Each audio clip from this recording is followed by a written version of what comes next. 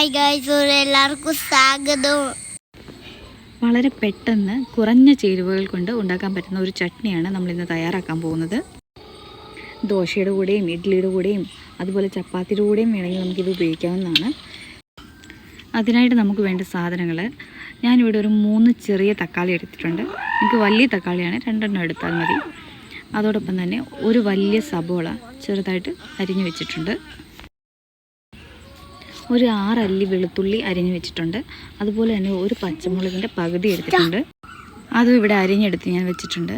ഇനി നമുക്ക് ഉണ്ടാക്കാൻ തുടങ്ങാം. അതിനായിട്ട് നമുക്ക് അടുപ്പ് കത്തിച്ച് ഒരു ചട്ടി എടുത്ത് വെച്ച് കൊടുക്കാം. അതിലൂടെ ഞാൻ 2 ടേബിൾ സ്പൂൺ ഓയിൽ ഒഴിച്ചു കൊടുക്കുന്നുണ്ട്. നിങ്ങൾ ഏത് ഓയിലാണ് യൂസ് ചെയ്യുന്നത് അത് നിങ്ങൾക്ക് ഒഴിച്ചു കൊടുക്കാം. വെള്ളയും മഞ്ഞയും ഇത് നല്ലതാണ്, സൂപ്പറാണ്.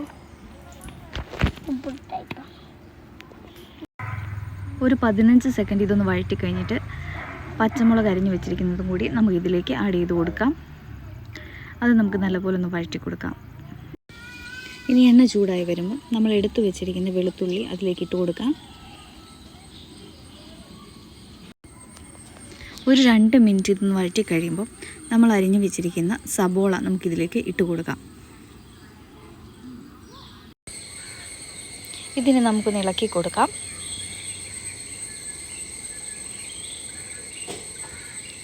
ഇനി ഞാൻ ഇതിനകത്തോട്ട് ഒരു 1/4 ടീസ്പൂൺ ഉപ്പിട്ട് കൊടുക്കുന്നുണ്ട്. സബോളയ്ക്ക് ആവശ്യമായിട്ടുള്ള ഉപ്പ് മാത്രമേ ഇപ്പോൾ ഇടുന്നുള്ളൂ.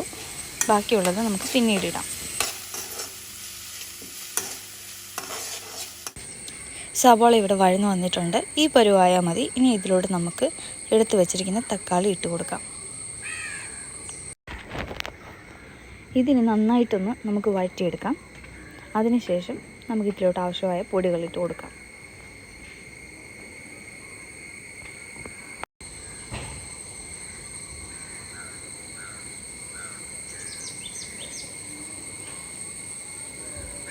ഇത് ഇപ്പോൾ ഓൾമോസ്റ്റ് ആയിട്ടുണ്ട്.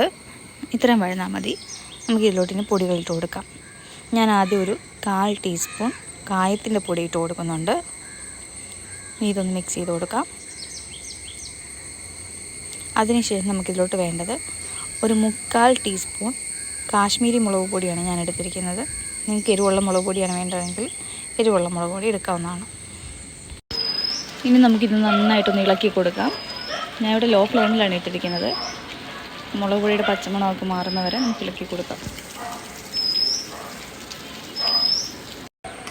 ഇപ്പം ഞാൻ ഗ്യാസ് ഇവിടെ ഓഫാക്കിയിട്ടുണ്ട്. ഇനി ചെറുതായിട്ടൊന്ന് തണുത്ത് കഴിയുമ്പോൾ നമുക്കിതൊന്ന് അരച്ചെടുത്തുകൊണ്ട് വരണം. അതിനായിട്ട് ഞാനിവിടെ ഒരു മിക്സിയുടെ ജാർ എടുത്തിട്ടുണ്ട്. ഇനി ഇതൊന്ന് അരച്ചെടുത്തിട്ട് വരാം. ഇനി ഇവിടെ സ്റ്റൗ ഓണാക്കിയിട്ട് ഞാനൊരു പാത്രം വെച്ച് കൊടുത്തിട്ടുണ്ട്. അതിലോട്ട് 2 ടേബിൾ സ്പൂൺ എണ്ണ ഒഴിച്ച് കൊടുത്തിട്ടുണ്ട്.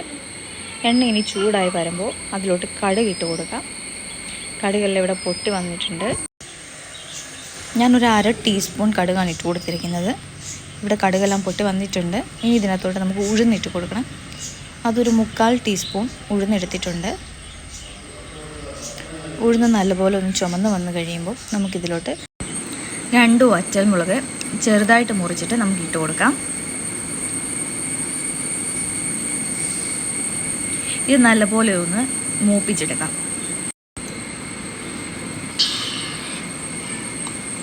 ഇത് നന്നായിട്ട് മൂത്ത് വന്നിട്ടുണ്ട്. ഇതിലോട്ട് നമുക്ക് കറിവേപ്പില ഇട്ട് കൊടുക്കാം. കറിവേപ്പില നല്ലപോലെ മൂത്ത് വന്നു കഴിയുമ്പോൾ അരച്ചു വെച്ചിരിക്കുന്ന തക്കാളി നമുക്കിട്ട് കൊടുക്കാം. ഇത് നല്ലപോലെ വഴറ്റി ആ വെള്ളമെല്ലാം നമുക്ക് നന്നായിട്ടൊന്ന് വറ്റിച്ചെടുക്കണം.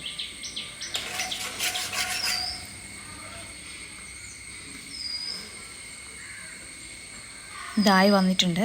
ഇനി നമുക്ക് സ്റ്റൗ ഓഫാക്കാം. നമ്മുടെ അടിപൊളി ചട്നി ഇവിടെ റെഡി ആയിട്ടുണ്ട്.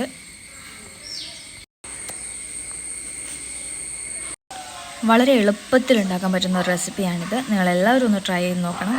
വീഡിയോ ഇഷ്ടമായെങ്കിൽ ഷെയർ ചെയ്യാനുള്ള സബ്സ്ക്രൈബ് ചെയ്യണം.